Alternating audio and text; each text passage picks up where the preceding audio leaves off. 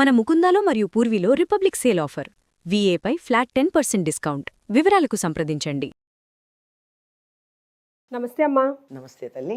అమ్మా, ఇంట్లో ఎవరన్నా పెద్దవాళ్ళు అంటే తల్లి కానీ తండ్రి కానీ ఫర్ ఎగ్జాంపుల్ మరణించినప్పుడు తలనీలాలు ఇస్తారు. ఆ ఇంటి కొడుకులు లేదంటే ఆ ఇంటి పేరు గల వాళ్ళు ఇస్తూ ఉంటారు. ఎందుకు ఇస్తారు అట్లా? కర్మ చేసిన వాళ్ళు ఇస్తారు. ఉమ్, కర్మ అనేటటువంటిది పితృకార్యం ఏదైతే ఉందో దానిని ఏమంటారంటే అంత్యేష్టి అంటారు. అంత్యేష్టి అంటే చిట్ట చివరికి చేసేటటువంటి యజ్ఞం. ఇష్టి అంటే వ్యక్తిగతమైనటువంటి ప్రయోజనం కోసం చేసే యజ్ఞానికి ఇష్టి అని పేరు. అంటే ఇష్టం కోసం చేసేది, ఉమ్, అంటే లోకక్షేమం కోసం చేసేది కాదు. మామూలుగా యజ్ఞాలైతే లోకక్షేమం కోసం చేస్తారు. ఇది వ్యక్తిగతమైనటువంటి మెరుగుదల కోసం చేసేటటువంటిది గనక అంత్య ఇష్టి. చిట్ట చివరికి ఒక మనిషికి చేయగలిగింది ఏముందమ్మా? ఉమ్. దీన్ని సంస్కారము అంటారు. అంత్య సంస్కారము, దహన అంత్యేష్టి. సంస్కారం అవును. ఉమ్, ఏది చేసినప్పుడైనా, ఏ యజ్ఞయాగాది క్రతువులు చేసినప్పుడైనా ముందుగా జుట్టు తీసేయడం అన్నది పద్ధతి. అందుకని తీసేస్తారు. ఎందుకు? ఎందుకంటే జుట్టును ఆశ్రయించుకుని పాపాలు మొదలైనటువంటివి ఉంటాయి.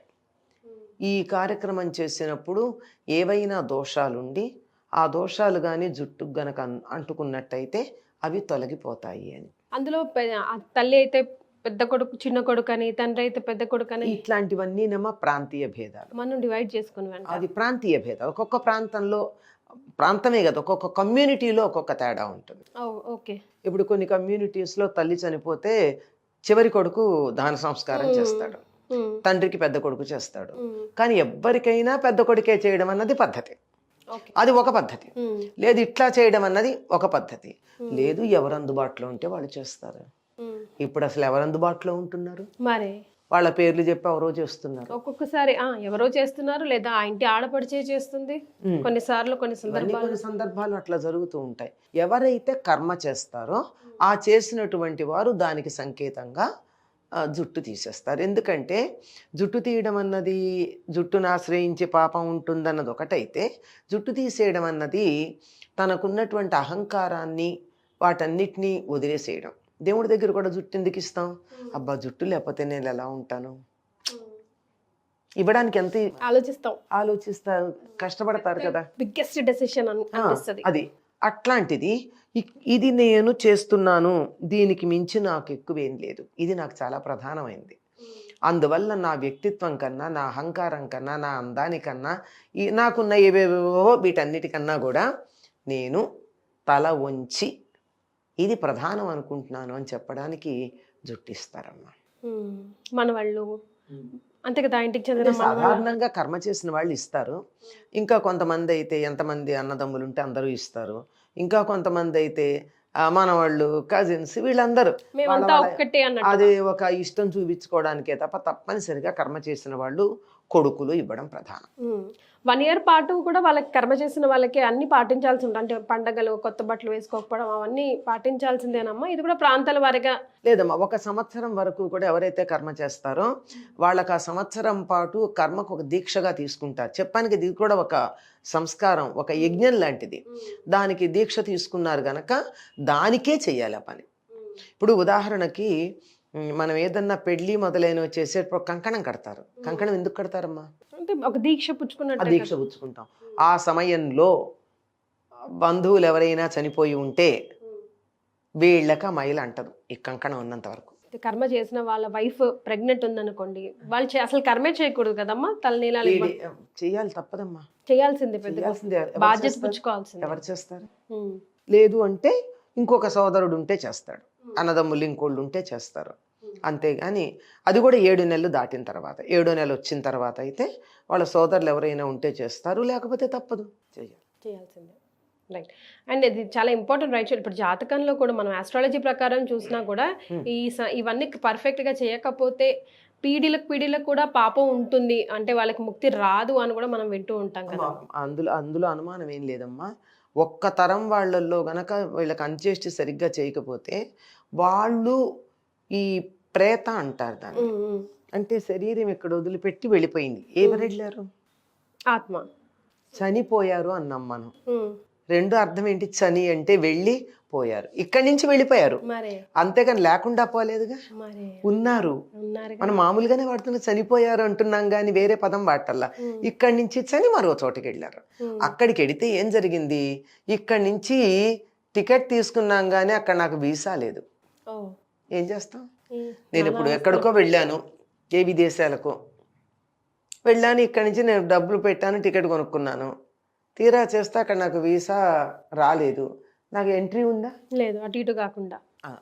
అలాంటిది లేకుండా అవతల లోకానికి వెళ్ళడానికి కావలసినటువంటి ఫార్మాలిటీ ఏదైతే ఉందో అది అంత్యేష్టిలో చేసేది, ఇక్కడ ఉండిపోకుండా. కానీ అవన్నీ నిజంగా చెందుతాయమ్మా.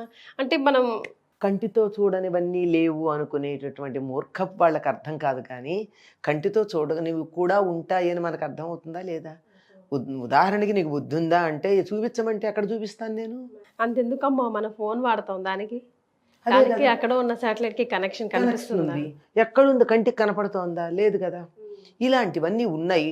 ఎవరైతే సైంటిస్టులు చూసి దీన్ని చెప్పారో వాళ్ళని నమ్ముతున్నాం. మరి అలాగే ఇవన్నీ మేము చూసాము అని చెప్పినటువంటి వాళ్ళకి చెప్పి నమ్ముతున్నాం.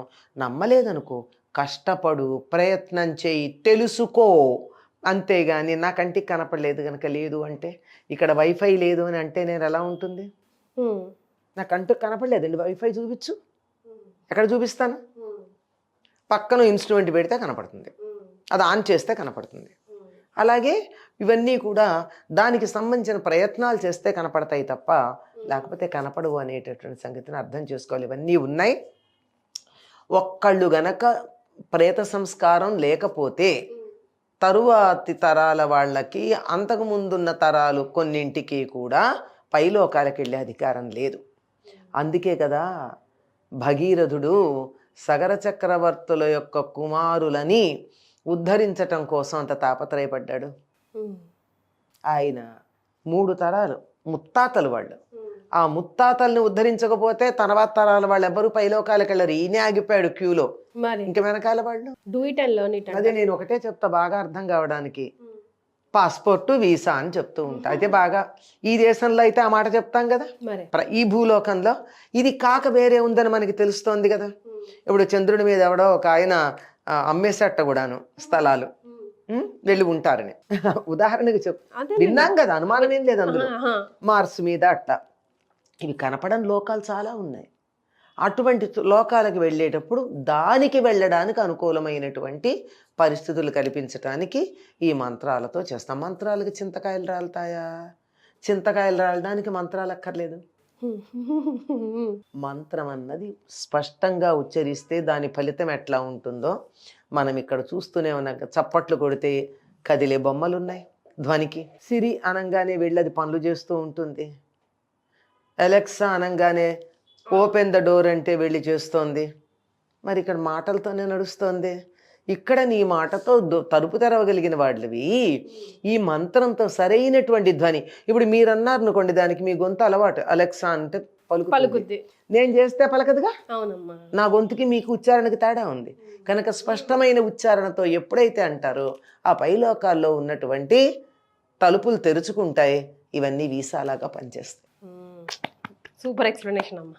అంటే పిల్లలకు కూడా ఈజీగా అర్థమైపోతుంది. పిల్లలకి అర్థం అవడమే ప్రధానమైనటువంటి ఉద్దేశం నాకు. ఎస్, ఎందుకంటే తర్వాత మనకు కూడా చేయాల్సింది వాళ్ళే కదా. అదే కదా. Yes, so you do it and learn it, result మీకే కనిపిస్తుంది. తెలియకపోతే, మీకు నమ్మకం లేకపోతే పరిశోధన చెయ్యండి.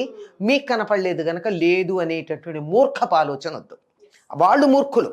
నా కంటికి కనపడలేదు కనుక లేదన్న వాళ్ళని మించిన మూర్ఖులు ప్రపంచంలో లేరు. ఎస్, వెల్ సెడ్ అమ్మా. ధన్యవాదాలు. నమస్తే అమ్మా.